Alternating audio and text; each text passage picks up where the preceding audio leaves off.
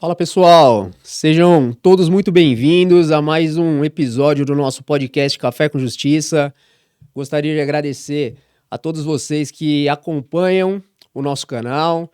Obrigado vocês, a nossos patrocinadores que acreditam em nosso projeto e você que tem interesse, que tem a vontade de ter a sua marca, a sua empresa aqui conosco, entre em contato nas nossas redes sociais. Hoje é um episódio especial, 14º episódio. É um cara aí, um convidado fora da caixa, fora da curva, conhecedor exímio aí da engenharia de segurança do trabalho. Gostaria de apresentar Jonathan Terres.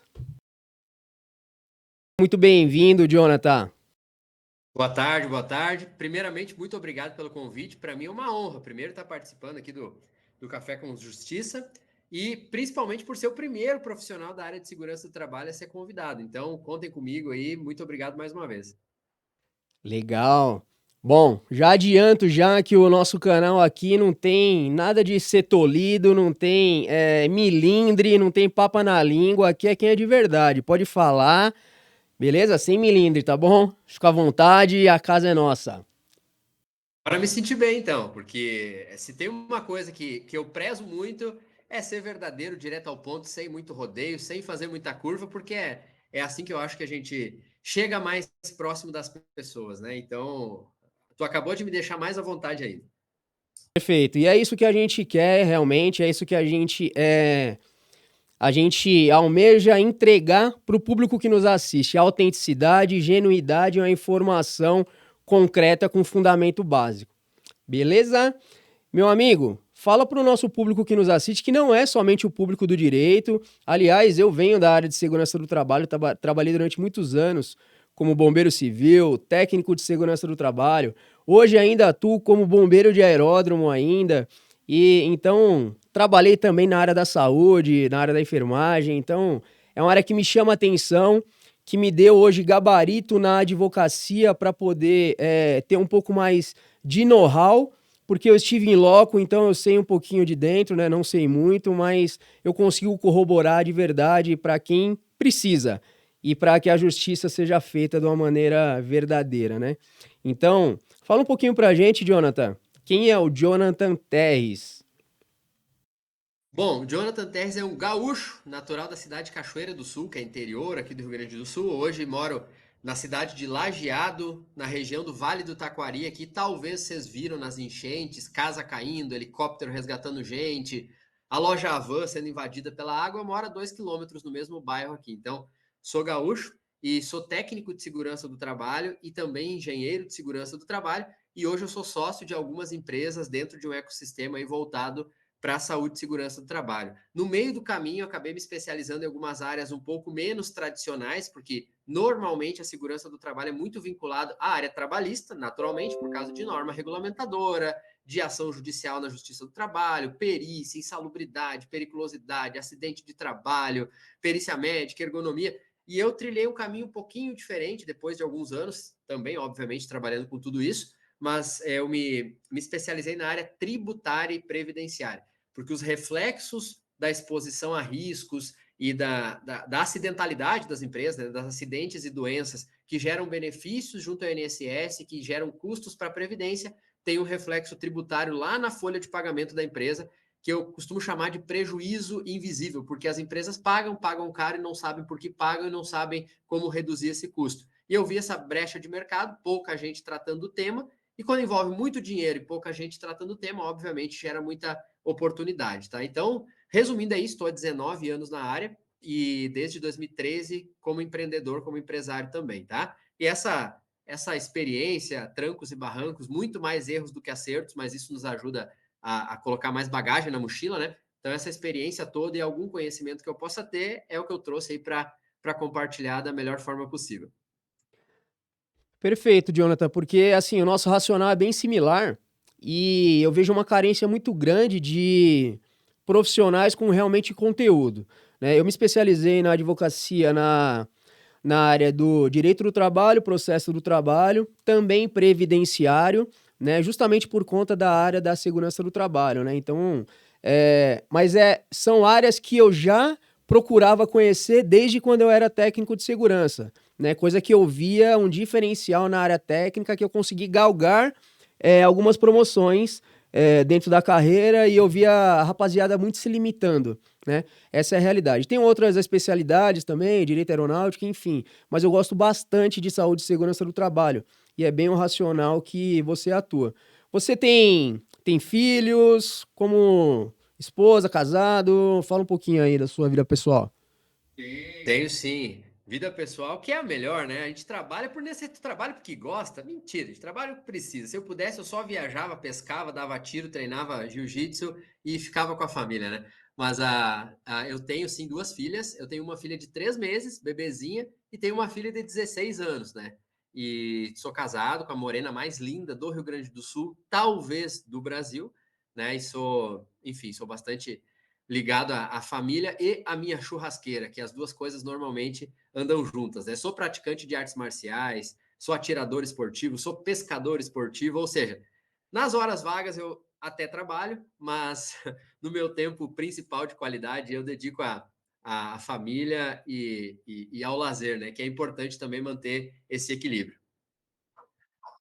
Nacional Bate, não é à toa que você tá aqui, bicho. É faixa azul, né, de jiu-jitsu, né? Sou faixa azul, sim. Pô, bacana. Eu treino faz um pouquinho, viu? Eu gosto também. Eu sou, sou preta terceiro dan. Já faz um pouquinho, mas eu gosto. Tô aprendendo, sempre aprendendo. Mas levo como filosofia de vida também. Sou bastante família também, graças a Deus casado com a mesma esposa aí, 23 anos. E bora aí fazer acontecer. Bom, vamos falar um pouquinho pro público que nos assiste. Tem muitos técnicos de segurança do trabalho também. E, assim, alguns benefícios. Vamos falar primeiro sobre legislação trabalhista e previdenciária relacionadas à área de saúde e segurança do trabalho? Vamos lá. Benefícios, pessoal. Tu quer que eu contextualize alguma coisa? Tá. Se você pudesse, por gentileza, falar um pouco dos benefícios do INSS, referente a auxílio-doença, acidente do trabalho, discernir um pouco dos nossos Bs aí, né? B31, B91, B94. Fique à vontade.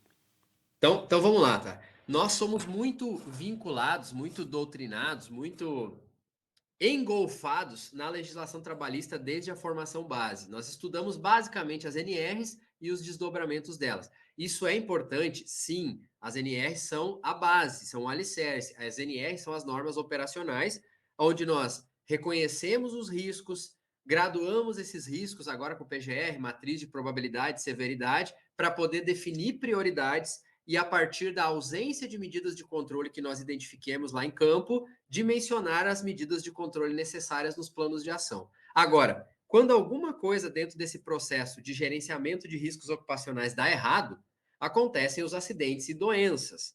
E lembre que para a legislação previdenciária, que é quem rege o conceito de acidente de trabalho, inclusive, quando a gente fala acidente de trabalho, compreendam as doenças ocupacionais juntos, porque conforme o artigo 20 da Lei 82.13, consideram-se acidente de trabalho todas as doenças que têm ligação com ele, tá? Então, quando ocorrem os acidentes barra doenças relacionados ao trabalho, e esse período de incapacidade total é superior a 15 dias, o trabalhador, que é tratado pela Previdência como um segurado, porque a Previdência é uma grande seguradora, nada mais que isso, então ele aciona o benefício, ele aciona a seguradora, diz, ó, seguradora, preciso do benefício para receber, então, dinheiro durante o período que eu não posso trabalhar e ter o meu salário em conta prestação ao meu serviço prestado, porque eu estou incapaz, tá? A empresa legalmente paga os primeiros 15 dias na folha de pagamento.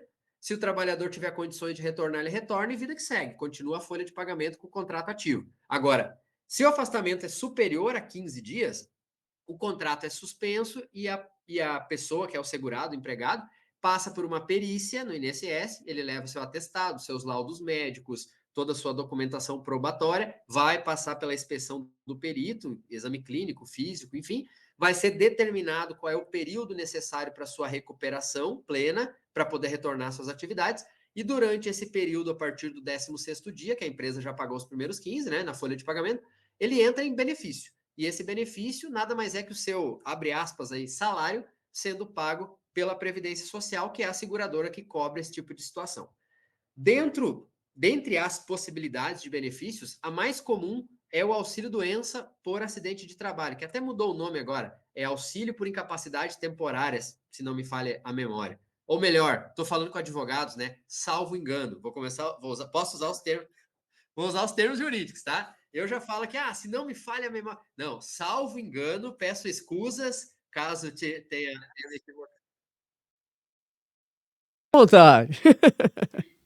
brincadeira, né? Mas eu acho que até mudou o nome agora do auxílio-doença para auxílio por incapacidade temporária, que é o B91, tá? Todos os benefícios. Cidade temporária. Isso mesmo.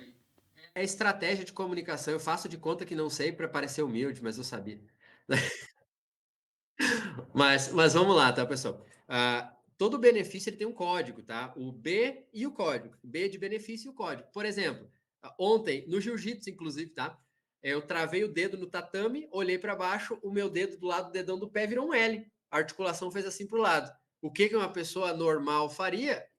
Iria para o hospital, fazer raio-x, etc. O que o jiu-jiteiro faz? Eu peguei, coloquei no lugar, amarrei com fita e segui treinando. Né? É o que o jiu-jiteiro faz, tu vai confirmar comigo. Mas aconteceu o acidente, no jiu-jitsu, questão particular, se eu tivesse ficado incapaz para o trabalho e necessitasse de um benefício junto à Previdência, seria um benefício de código B31.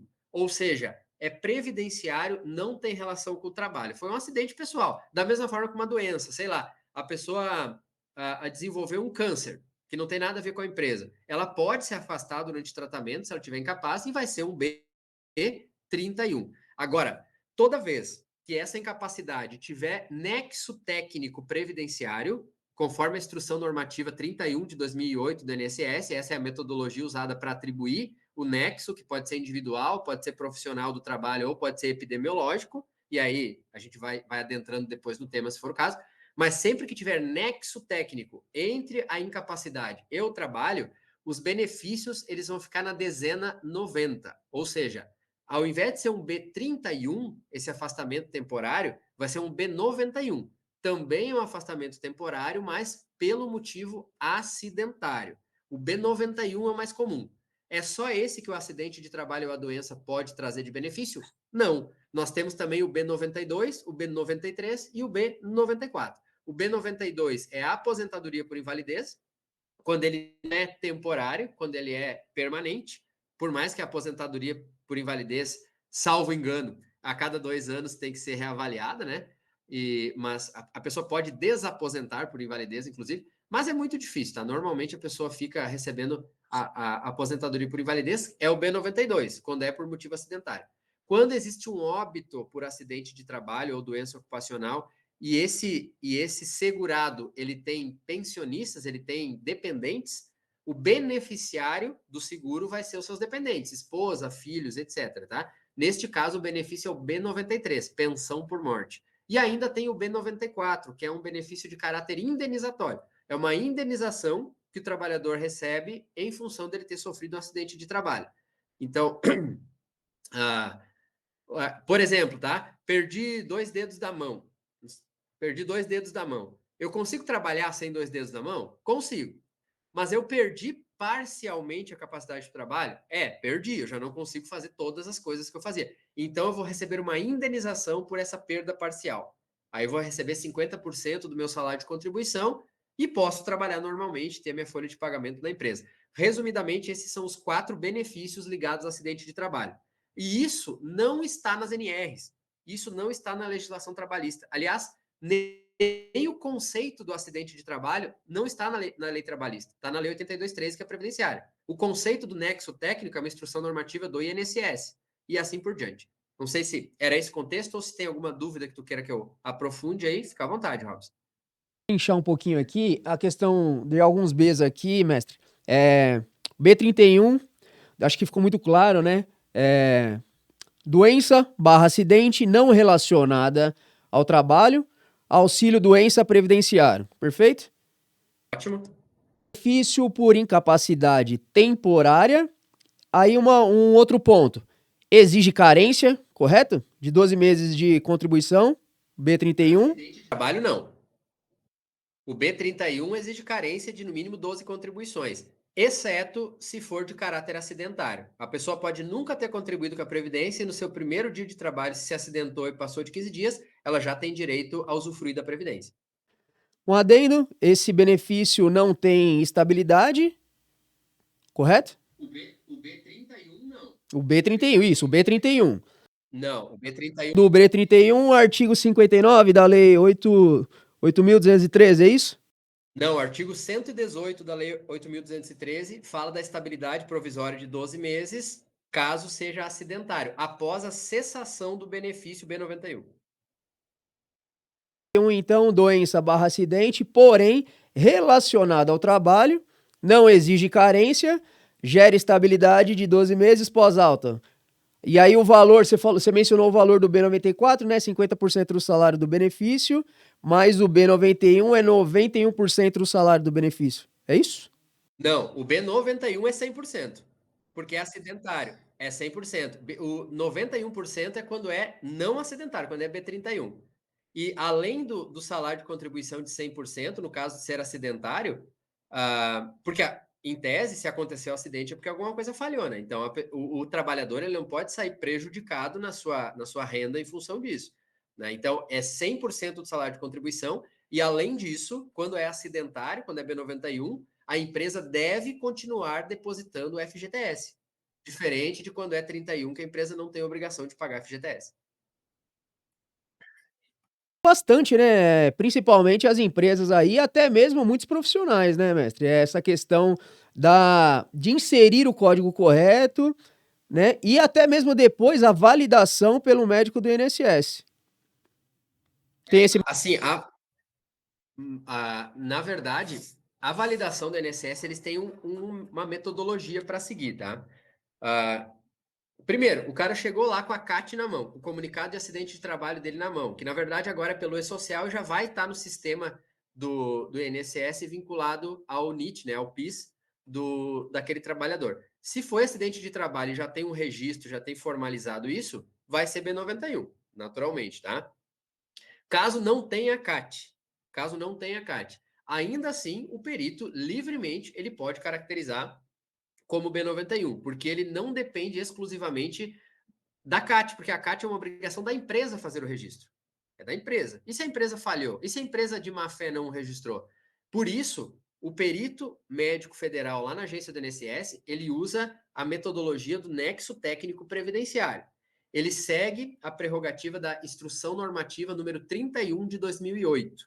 Lá na Instrução Normativa 31 de 2008, ela nos traz 3 tipos de nexo relacionados a acidente de trabalho ou doença do trabalho, tá? Que é o nexo individual, que é o nexo profissional do trabalho. O individual é aquela situação pontual daquela pessoa. O cara chega lá, pô, tô com muita dor na coluna. Cadê teus exames? Tá aqui, uma hérnia de disco. Tá, e o que tu faz? Eu carrego caixa na transportadora há 10 anos. Pô, o médico perito federal, ele pode, nesse momento, individualmente, para aquele caso pontual, determinar que é do trabalho. Pronto. A empresa é obrigada a aceitar? Não. Ela pode entrar com recurso ou uma contestação com a sua argumentação dizendo por que ela discorda, que não é do trabalho, tá? Beleza. Nexo profissional do trabalho. Nesse caso, nós temos listas de atividades e riscos e doenças associadas. Essas listas, o perito consulta na hora da perícia também. Você vai ter a lista A e a lista B. E a lista A e B, elas estão no anexo 2 do decreto 3048 de 99, que aprova o texto do regulamento da Previdência Social. Então, repetindo, a lista A e B do anexo 2 do decreto 3048 é a lista que vai ter a correlação dos riscos e atividades com a doença. E o perito, se enquadrar desta maneira, é nexo profissional do trabalho. E tem o mais bandidinho deles, que é o nexo técnico epidemiológico previdenciário. O nexo epidemiológico, ele enquadra por presunção. É um cruzamento estatístico do CID da doença, da Classificação Internacional de Doenças, que tem um código para cada tipo de doença ou lesão que a pessoa tenha, que o tornou incapaz, e o CNAE, e a Classificação de Atividade Econômica da Empresa. Qual que é o resumo da ópera aí dessa metodologia? É estatística pura, tá? Quanto da população brasileira tem tendinite? Sei lá, 1%. E quanto da população que trabalha em frigoríficos tem tendinite? 7%. Então o estudo concluiu o quê? Se alguém tem tendinite e trabalha no frigorífico, é relacionado ao trabalho. Ponto. Só que isso é verdade em todas as hipóteses? Não. Pode ser que a pessoa é o porteiro do frigorífico e não faz nenhum esforço repetitivo, não carrega carga, e é impossível ele desenvolver tendinite abrindo o controle do portão ali 20 vezes por dia atendendo telefone. Só que o nexo já é presumido. É do trabalho até que se prove o contrário. E aí vem a importância de ter profissionais que conheçam esse contexto, que tracem um plano, um fluxograma de gestão de atestados e benefícios e afastamentos, já sabendo dessa possibilidade, já mande um parecer técnico pro perito para ter a participação da empresa lá no momento do ato pericial e evitar que seja equivocadamente enquadrado esse nexo epidemiológico, porque qualquer um dos nexos vai gerar B91 e o B91 impacta no FAP da empresa, que é o fator acidental de prevenção, que aumenta o RAT da empresa, que é a alíquota que recolhe mensalmente sobre a folha para pagar o seguro da previdência, e cada B91 impacta por 2 anos sobre a folha de pagamento inteira da empresa. Ou seja, é um impacto brutal que chega na casa de milhões às vezes.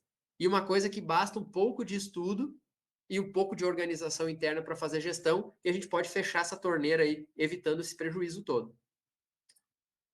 Falando de benefícios, além da própria legislação, né? 8.213 de 91, temos algumas interpretações jurisprudenciais, né? Que consolidam a temática, né? Que é o caso da súmula 501 do STF, súmula 15 do STJ. É, Mestre, é o seguinte: quem pode ou quem tem o dever de inserir esse determinado código e quem valida e se é possível a conversão? Código do benefício, né? B91, B30. Tá. Então, assim, quem determina o tipo de benefício que vai ter o seu código correspondente é o perito médico federal lá no ato pericial. Ele vai determinar, primeiro, se ele concede ou não concede, que pode acontecer da pessoa chegar lá e ser negado o benefício. Isso acontece com frequência também, tá? Porque não tem subsídios. O cara chega lá bem, sem nada, apto, ele diz que se sente bem, que pode trabalhar, o perito nega. Ou ele chega lá com um atestado, sem CID, sem um exame complementar, sem nada, nem tratamento não está fazendo, o perito nega. E às vezes tem que pedir um reexame e aí levar mais subsídios, levar laudos médicos, levar exames complementares, para conseguir convencer o perito que realmente ele não tem condições de trabalhar. Mas na hipótese do perito validar a incapacidade dele, é o perito médico que despacha o benefício, que num primeiro momento sempre vai ser ou B31 ou B91, tá? Se a pessoa entende junto ao seu médico que ela está incapaz, está inválida de forma permanente, ela pode requerer a aposentadoria por invalidez. Mas isso, via de regra, é negado e normalmente tem que judicializar, tá? Tanto o B93 como a pensão, como o B94, judicializa, leva um tempo, e aí depois se tem uma sentença, tá? Mas a determinação do B31 ou B91 é no ato da perícia. As partes envolvidas podem discordar e contestar e pedir revisão do benefício? Podem, sem problema nenhum, tá? Tanto o segurado, eu tenho um B31, não, mas eu acho que a minha doença é da empresa. E eu discordo, e eu falei com o meu médico, e meu médico também discorda. Ele pode pedir uma revisão do benefício? Ele pode contestar? Sim. Da mesma forma que a empresa, quando aparece o B91 lá do porteiro. Pô, mas o seu Malaquias lá da portaria, pela análise ergonômica aqui da empresa, ele não tem movimento repetitivo, não carrega carga, não faz nada com o braço direito. Então, por que a tendinite dele foi atribuída a B91? A empresa pode entrar com uma contestação ou um recurso. Depende do tipo de nexo. Daí, isso a Instrução Normativa 31 explica também quando é recurso e quando é contestação. Relacionado à validação e à conversão, quais os reflexos disso na aposentadoria do trabalhador? Não, na aposentadoria, na verdade, não vai ter reflexo nenhum, tá? Porque o tempo de trabalho vai ser computado da mesma forma. Né? Então, a única aposentadoria envolvida diretamente com os benefícios seria a aposentadoria por invalidez, tá? Bom, eu acho que esclare... Ô, Robson, só um adendo agora que me veio. Diferente da exposição a agente nocivo, que não necessariamente gera benefício. Aí sim nós temos um impacto se a aposentadoria vai ser por tempo de contribuição normal ou aposentadoria especial. Aí é outra história. Porque se eu tenho a exposição do trabalhador ao agente nocivo, físico, químico ou biológico, ou algumas atividades na empresa, ainda que ele jamais adoeça de fato e precise alcançar um benefício previdenciário, ele terá direito à aposentadoria especial pela nocividade, aí também é por presunção, e aí sim vai afetar o tempo de contribuição e a aposentadoria do trabalhador, tá? Inclusive o tributo que a empresa tem que recolher ou não para financiar essa aposentadoria. Mas isso não tem correlação direta com a existência ou inexistência do benefício propriamente dito. Do agente. Exposição a gente. Por exemplo, ruído de 90 decibéis é uma atividade especial, até porque o ruído tem a ARE 664335 do STF, tem a ADI 02 da Receita Federal, tem a própria IN 128 do INSS, que lá no parágrafo único do artigo 290 deixa claro que para o agente físico ruído, o EPI não neutraliza o agente. Ou seja, passou do limite de tolerância, é uma atividade especial. A pessoa com 25 anos exposta a uma atividade especial já cumpre o período de exposição, o período de contribuição para a aposentadoria especial. E neste caso, a empresa tem que recolher 6% sobre a remuneração dessa pessoa para custear esse benefício social. Porque não existe benefício social que possa ser criado, majorado ou estendido sem a devida fonte de custeio. É isso que diz o regramento da Receita Federal. Feito.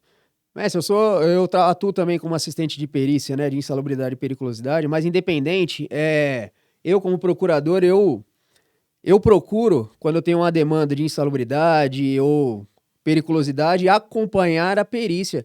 Eu vejo ausência realmente de proficiência e de qualificação técnica, tanto do perito, né, e até mesmo a maioria dos advogados eles não acompanham a perícia justamente por desconhecer para mim, coisa básica em relação à avaliação quantitativa, qualitativa, um mínimo de conhecimento é o que a gente está conversando. Que uma temática ela chama a outra. Qual que é o entendimento seu sobre isso? Eu tô colocando porque, assim, todas as perícias que, não que eu sou o expert, mas assim, a gente consegue encontrar uma brecha para poder fazer à luz a verdade dos fatos, com conhecimento técnico. Exemplo, eu fui acompanhar uma perícia que a gente tinha solicitado insalubridade de grau máximo por conta de vibração. Porém, o regimento interno da empresa não permitia da gente fazer avaliação externa com equipamento e eu pedi para verificar o ambiente interno onde o trabalhador estava exposto. Chegando no ambiente, tinha um posto de combustível onde ele saía do caminhão e ficava ao lado esperando o abastecimento. Quer dizer, aquele pedido de insalubridade ele passou a ser periculoso. E só foi deferido também porque na petição já foi feito os dois pedidos, também porque senão não era possível. Porque se o objeto da perícia era insalubridade, ainda que o reclamante demonstre que abastecia, claro que o advogado, que não é bobo nem nada, se ele entender essa situação, depois ele vai pedir uma nova perícia sobre periculosidade, né? Mas outro erro de advogados, tá, Robson? Tu falou isso, porque eu pedi lá na petição inicial também a análise da periculosidade. Vai fazer perícia mesmo, né? Já analisa tudo. E eu já vi, não foi uma vez, tá? Muitas vezes, petições iniciais pedindo, e peço então, blá blá blá, insalubridade em grau máximo 40%. Olha o nível de desconhecimento do advogado. Ele acha que porque ele pedindo o máximo, talvez então não vão dar o máximo, vão dar um pouco menos. Não, querido. É critério técnico. Se tu pedir o máximo, o perito só vai avaliar se é máximo ou não. Se tiver mínimo ou médio, ele não vai citar no laudo dele, mesmo que ele encontre a situação. Então, tu percebe que isso é um certo desconhecimento do operador do direito, né? Da mesma forma que eu concordo em gênero, número e grau contigo, que o despreparo dos profissionais da segurança também é muito grande. Falando uma linguagem bem popular aqui, é uma várzea. Essa que é a realidade. E eu imagino que os juízes acabam ficando reféns da mão de obra disponível, né? Não tem peritos de excelência em número suficiente para atender toda a demanda da Justiça do Trabalho e acabam ficando reféns de profissionais que às vezes deixam a desejar tecnicamente lá no momento da perícia. Eu já vi perito pegar um decibelímetro, ficar do lado da máquina, o motor ligado e tirar uma foto com o celular do decibelímetro, uma medição pontual. E a NHO 01 da Fundacentro, e a dosimetria, e a amostra representativa cobrindo todos os ciclos de exposição. Ou seja, tecnicidade zero.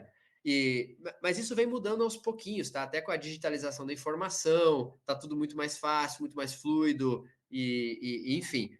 O que eu venho percebendo ultimamente, que não era comum, as empresas normalmente contratam um assistente técnico, né? Um engenheiro de segurança ou até um técnico mesmo, sem problema, com qualificação para defender os seus interesses, fazer quesitos bem elaborados, acompanhar a diligência. Eu, inclusive, mando os advogados ficar quietos durante a perícia de vez em quando. Ô, doutor, o senhor é ouvinte aqui, o seu lugar de fala é lá no fórum, na audiência, que o senhor não pode se manifestar, né?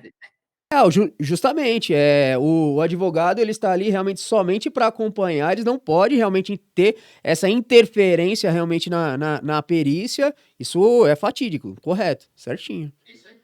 A última foi uma moça, uma advogada, pequenininha, mas braba, cara. Umas 3, 4 vezes ela passando orientação para o reclamante de como ele tinha que explicar as atividades. E o perito, não vou falar o termo aqui, mas digamos assim, que não tinha pulso firme suficiente para conduzir a perícia de maneira adequada ao cargo que ele está ali, como cargo de confiança do juiz, né?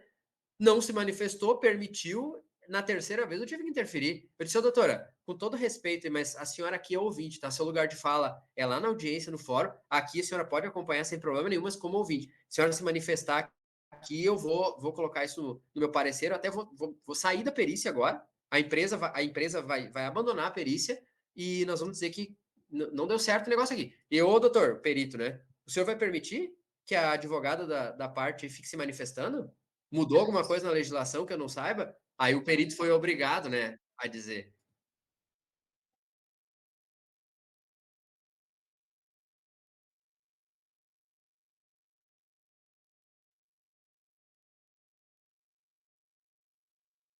A preparação também dos quesitos, uma pergunta bem elaborada, às vezes, por exemplo, você está pleiteando algo para o reclamante e assim, você faz nos quesitos uma pergunta, qual o ponto de fulgor de determinado material, ali você já tem a resposta, né? Você não precisa ficar brigando com ninguém por conta disso, né? Mas é ausência de desconhecimento técnico, no meu entendimento. É, Jonathan, por gentileza, poderia nos explicar um pouco sobre a legislação tributária dentro da saúde e segurança do trabalho? Aí eu estou mais falando sobre realmente fator acidentário previdenciário, SAT, RAT. Se você puder destrinchar aí para o público que nos assiste, por favor. Claro, sem problema nenhum, tá? Essa é a área mais desconhecida dos profissionais de segurança do trabalho, sem nenhuma sombra de dúvidas. E eu acho lamentável esse desconhecimento, porque depois que eu tive consciência disso e comecei a galgar estudos aí para me tornar especialista, eu percebi que é o nosso melhor argumento, com as empresas principalmente. Técnico sênior, hein, ó. Olha só, tá vendo? Por que que é o melhor argumento? Porque fala de dinheiro. E não é um dinheiro que eu estou falando de segurança jurídica, que eu posso um dia tomar uma multa, que eu posso um dia tomar um processo trabalhista. Não que a gente não tenha que ter preocupação com isso, mas os tributos sobre a folha de pagamento, faça chuva, faça sol, apareça o fiscal ou não, exista o processo judicial ou não, os tributos todo mês eles batem na folha de pagamento e a empresa é obrigada a pagar. E nós perdemos a oportunidade de falar sobre isso, entende? Ah, por quê? Como é que funciona o SAT, então, tá? Lembra que eu falei que a Previdência é uma grande seguradora? Tanto é que o termo utilizado para os empregados que estão vinculados à Previdência é segurado, o segurado da seguradora, tá? Este seguro, como qualquer outro seguro, pensa no seguro de carro, por exemplo, por analogia, tá? Alguém tem que pagar o seguro para quando eu precisar acionar o seguro, eu tenho algumas coberturas, tá? Quais são as 5 coberturas do seguro por acidente de trabalho, tá? Uma delas é a aposentadoria especial, que eu expliquei anteriormente, e as outras 4 são os 4 benefícios por acidente de trabalho, que eu também expliquei anteriormente. Então, tem a aposentadoria especial, B91, 2, 3, 4. Nessas 5 situações, eu vou acionar a Previdência com o seguro acidente de trabalho, tá? E o que que compõe esse seguro e como ele é pago, como ele é contratado pelas empresas? fazendo analogia ao carro, a diferença é que do carro eu opto se eu quero fazer ou não. Com a Previdência não tem opção, a empresa tem que contratar, né? E a do carro eu escolho a seguradora, e da Previdência é estatal, também não tem chance. É só com a Previdência e com a metodologia deles. E a metodologia é a seguinte: para a aposentadoria especial, que é um dos 5 benefícios que eu posso acionar, para a aposentadoria especial, eu tenho uma alíquota tributária, chamada financiamento da aposentadoria especial. Esta alíquota, via de regra, é de 6%. Tem algumas situações excepcionais que é 9%, 12%, mas são muito ocasionais mesmo, tá? Via de regra, então, nós temos 6% de tributo para financiamento da aposentadoria especial. Quando que a empresa tem que financiar e recolher esse 6% sobre a remuneração do trabalhador? Quando ele está exposto ao agente nocivo. Como que eu faço o laudo para determinar essa exposição a agente nocivo? Fazendo o laudo técnico de condições ambientais do trabalho, o conhecido como LTCAT, tá? Você está me vendo aí?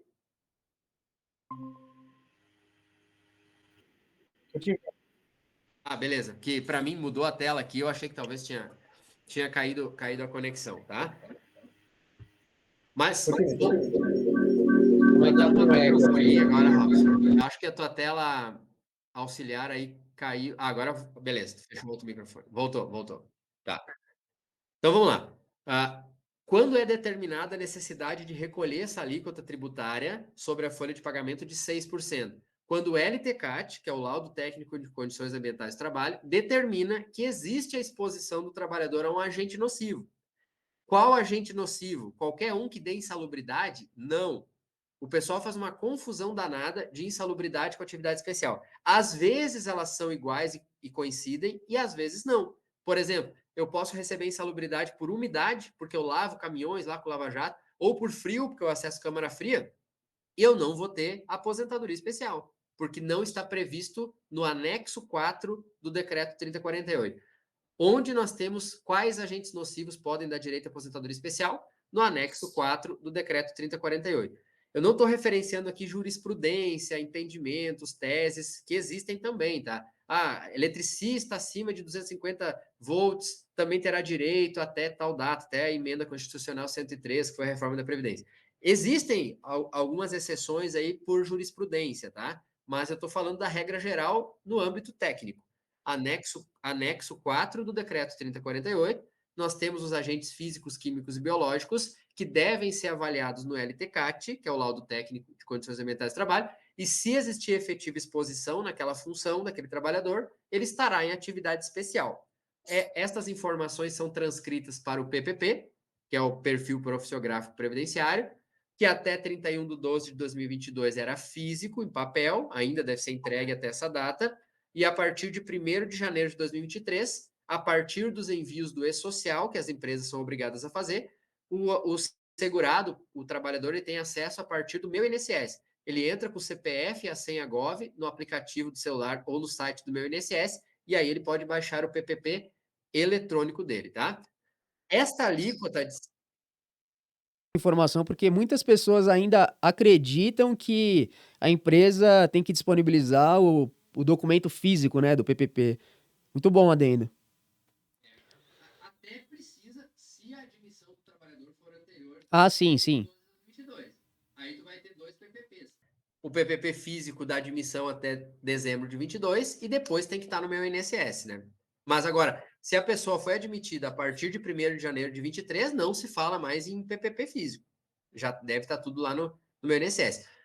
Beleza, essa é uma das 2 alíquotas tributárias que tem ligação com a segurança do trabalho. Quando eu tenho que recolher esse 6%, e em cima do quê? Somente sobre a remuneração do trabalhador que está exposto a essa condição nociva. Imagina que eu e o Robson trabalhamos na mesma empresa. O Robson é advogado, terno, gravata, sapatinho lustradinho, ar-condicionado, perfume de R$ 2.000 importado. E ele está lá no escritório dele. Ele está em uma condição nociva para a saúde dele? Não.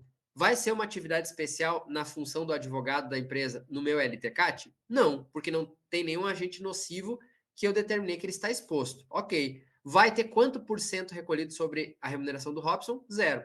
Agora o Jonathan. O Jonathan é mecânico industrial, está usando parafusadeira lá com vibração, ruído, lambuzado de graxa até atrás da orelha. É uma atividade especial? É. Sobre a remuneração do Jonathan, que está lascado agora, por isso vai se aposentar mais cedo, eu tenho que calcular 6% e recolher na guia das contribuições sociais lá da folha de pagamento para a Previdência. Beleza? Essa é a primeira alíquota. Tranquilo? Posso para a segunda? Tá. Segunda alíquota, tá?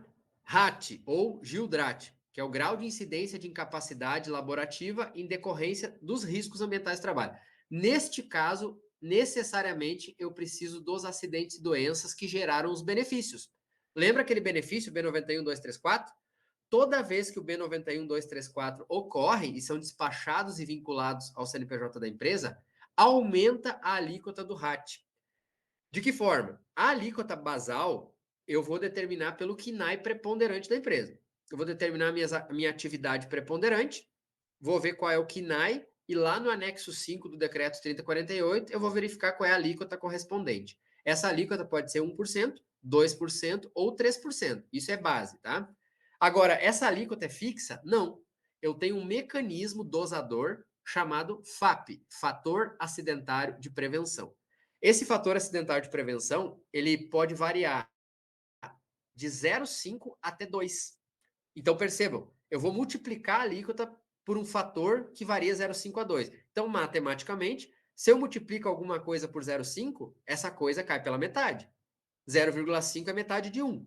Metade de uma laranja é meia laranja. Então, 0,5 de uma laranja, né, é meia laranja. 50%. Como eu posso dobrar? 2 vezes o tributo, eu dobrei. Eu tenho uma laranja. Quanto é 2 vezes uma laranja? 2 laranjas, entendeu? Então, e tem uma variação infinita dentro do 0,52. Pode ser 0,7644, pode ser 1,1427, qualquer número com 4 casas decimais entre 0,5 e 2.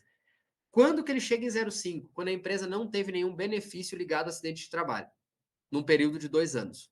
Passei 2 anos, não tive nenhum benefício por acidente de trabalho, meu FAP vai ser 0,5. Ou seja, a minha alíquota sobre a folha de pagamento vai ter uma redução de 50%. Isso é brutal. Por quê? Porque o RAT, diferente da alíquota da aposentadoria especial, que é sobre a folha de pagamento de quem está exposto, o RAT não. O RAT é sobre toda a folha de pagamento. Então, se a empresa que eu e o Robson trabalhamos lá, ela tem 2.000 funcionários e uma folha de pagamento de 6 milhões, vai ser 1%, 2% ou 3% sobre os 6 milhões. Agora tu imagina, vamos pegar 1 milhão para facilitar a conta, tá? Tem 300 funcionários e a folha de pagamento é 1 milhão. Imagina que a alíquota é 3%. 3% de 1 milhão, a base seria 30 mil. Eu posso reduzir 15 mil por mês, de 30 para 15 mil, ou eu posso, chegando no FAP 2, se eu tive muitos benefícios, eu posso chegar ao FAP 2 em 60 mil, porque era 30 mil vezes 2. Percebam, de 15 mil a 60 mil todo mês. São 45 mil reais em jogo numa empresa de 300 funcionários, que não é tão gigantesca assim. E isso impacta cada benefício por 2 anos. Então, vou fazer uma conta aqui. 2 anos, 45 mil vezes 26 folhas de pagamento, a gente está falando em 1 milhão e 200 praticamente, 1 milhão e 170 mil. Em jogo, nas mãos da segurança, por evitar ou não acidentes com gravidade tamanha que jogue as pessoas para o INSS, podendo fazer uma gestão de benefício, contestando os benefícios, fazendo um tratamento paliativo junto à medicina do trabalho para que a pessoa seja realocada em atividades compatíveis e não precise do benefício, entre outras tantas estratégias. E nós, da segurança do trabalho, que devemos interagir com o jurídico, com o departamento pessoal da empresa, nós não exploramos isso, nós não trazemos esse benefício para a empresa e não somos valorizados por isso, porque a gente só fala de NR a vida inteira. Faz sentido não conhecer esse tema, Robson? Perfeito. É ausência, na realidade, do mínimo de conhecimento. Eu falo mínimo porque, assim, é a partir daí que a gente consegue demonstrar para o empregador algumas maneiras para poder implementar para prevenção real de acidente, controles de agentes de risco. Esse conhecimento técnico, quando você coloca numa apresentação para o grande empresário, quem vai pagar a conta, aí é diferente. É muito mais a área técnica, eu acredito, né, do que você. Tem muitos técnicos que se sujeitam a somente ficar entregando o EPI, não se desenvolvem.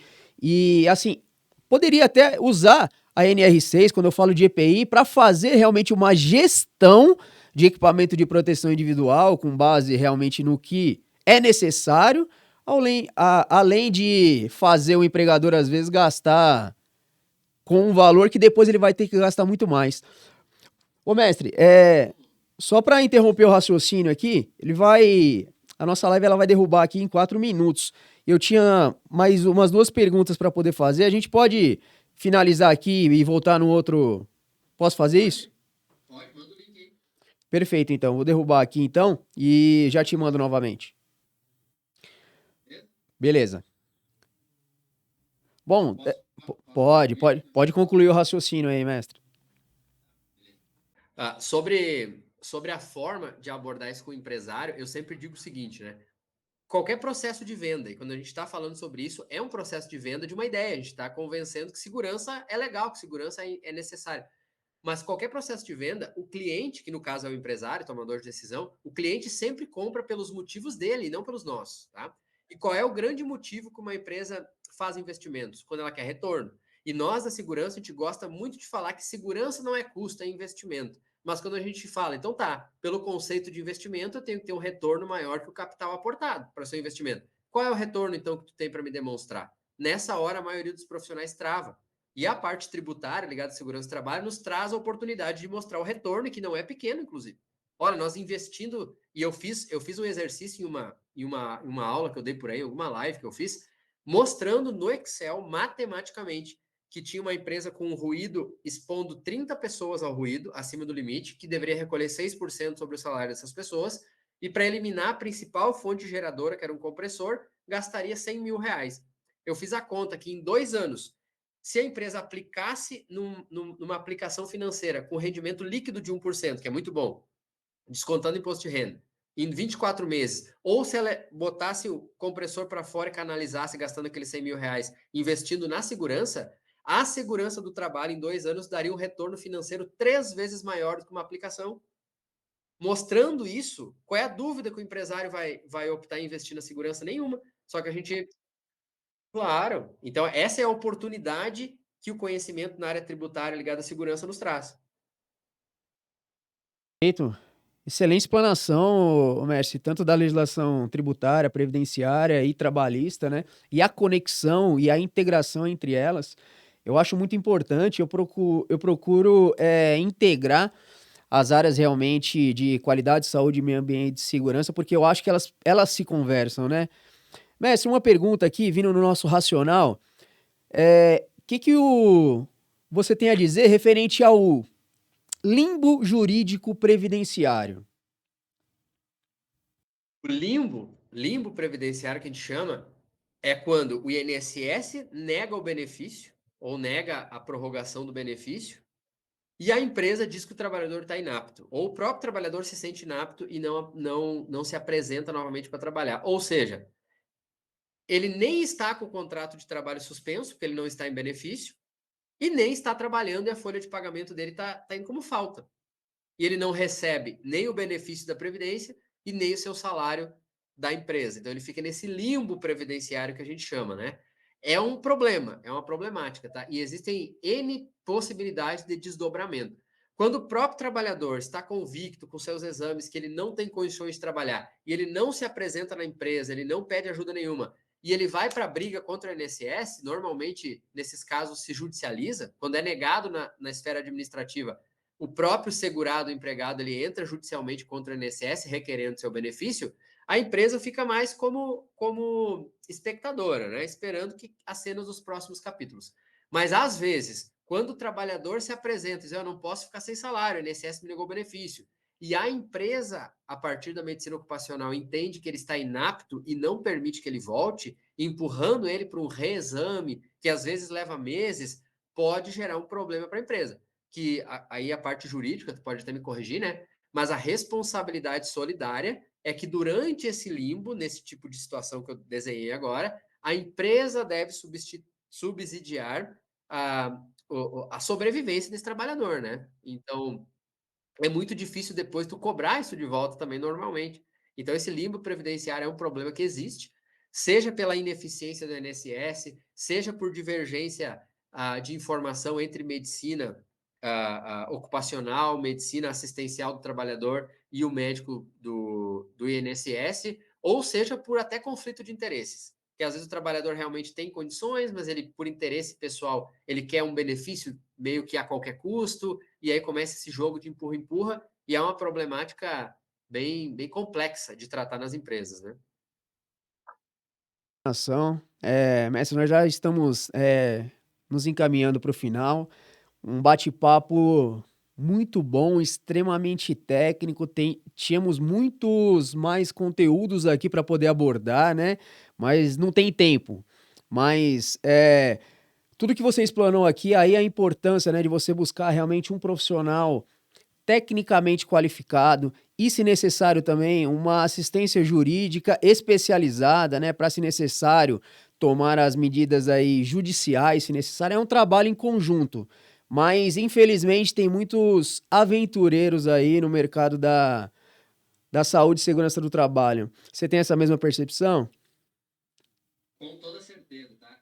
Não só na saúde e segurança, como em todas as áreas, né? Como a gente falou antes, advogado faz petição inicial incompleta por falta de conhecimento. Aí o próprio perito judicial às vezes faz avaliação incorreta, que no meu caso, para mim é ótimo, né? Porque fica mais fácil de impugnar o laudo dele depois. Mas os assistentes técnicos da empresa também são ineficientes no nível de conhecimento. Aí a contabilidade da empresa não tem também conhecimento sobre essa conexão com a segurança do trabalho lá na folha de pagamento, ou seja, a falta de nivelamento técnico e também da conexão entre as áreas, da multidisciplinaridade, acaba prejudicando muito o resultado final das empresas, tá? Então, quando as áreas, e perceba que eu falo muito departamento pessoal porque tem a conexão com a folha e os tributos, né?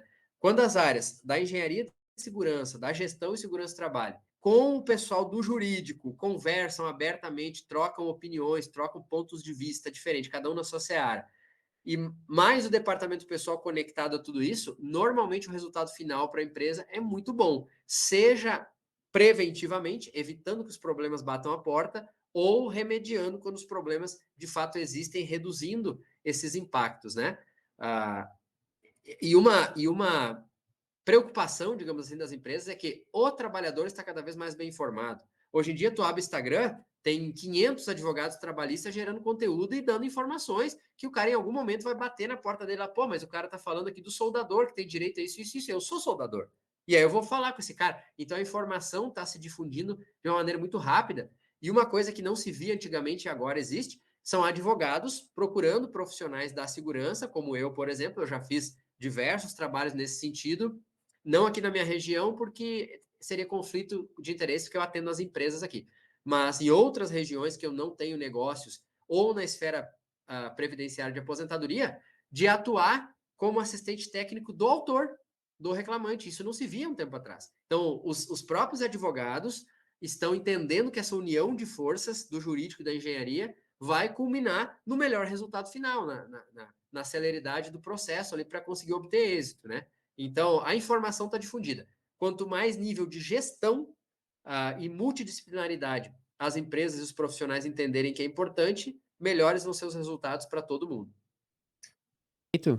Eu acho que a partir daí, do conhecimento realmente técnico, genuíno, que a gente consiga implementar talvez uma cultura de segurança do trabalho dentro de uma organização. Eu acho que esse é o caminho. Mestre, eu vou pedir só um minutinho para a gente poder soltar o nosso vídeo de um evento que vai rolar no dia 30 e 31 de agosto aqui em Guarulhos, tá? Com algumas autoridades do direito. Só um minutinho, tá no ponto aí, ô Rodrigão?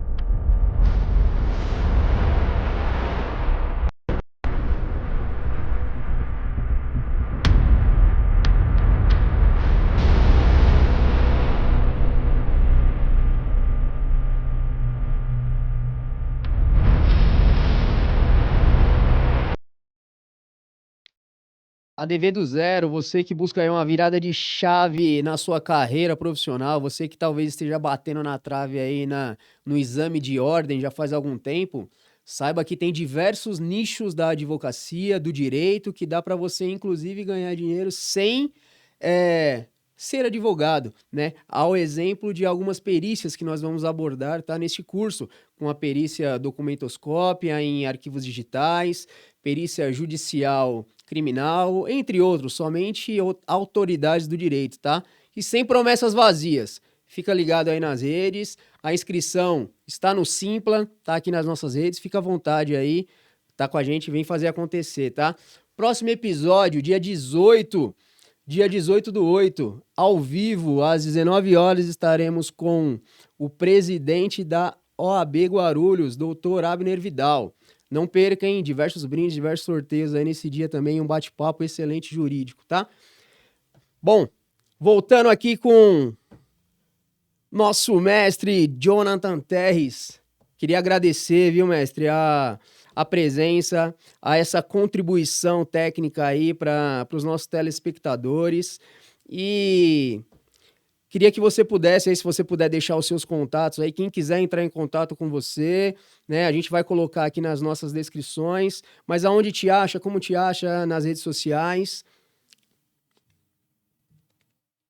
Em primeiro lugar, agradeço aí o espaço de vir aqui no ambiente que é mais do direito. Provavelmente teu público, a grande maioria são advogados, e ter a oportunidade de colocar algumas conexões que as nossas áreas têm do ponto de vista da engenharia, tá? Isso, sem sombra de dúvida, engrandece o trabalho de todo mundo, tá? Tirando toda a problemática, todas as mazelas que a gente tem aí, mas eu acho que a gente tem muito a somar unindo essas áreas. Para mim é um privilégio, contem sempre comigo. E se alguém tiver interesse em trocar alguma ideia, tirar qualquer dúvida ou de alguma forma eu possa contribuir, eu acho que a maneira mais simples hoje em dia é o Instagram. Então é @Jonathan com DIONATAN no final, Jonathan Terres com 2 R's, TERRES, .SST, de saúde e segurança do trabalho. @jonathanterres.sst. Aí manda um direct lá e a gente conversa. Vou estar sempre à disposição aí sua e de toda a sua audiência. Perfeito, nós também aqui estamos à disposição. O que você precisar da gente aí, as portas estão abertas. Faço questão aí de quando o mestre aí vir para Guarulhos, São Paulo. Eu sei que vai vir correndo aí na Expo aí Segurança, né? E não vai dar tempo, mas assim, quando quiser vir para passear, quiser vir aqui, tiver com um pouco mais de tempo, vem com a família.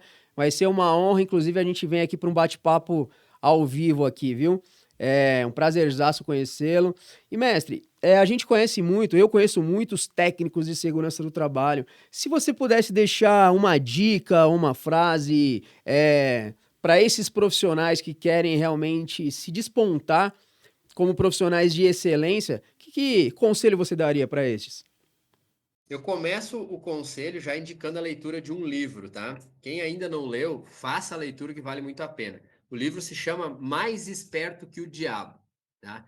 Qual é, na minha percepção, na minha leitura, gostou?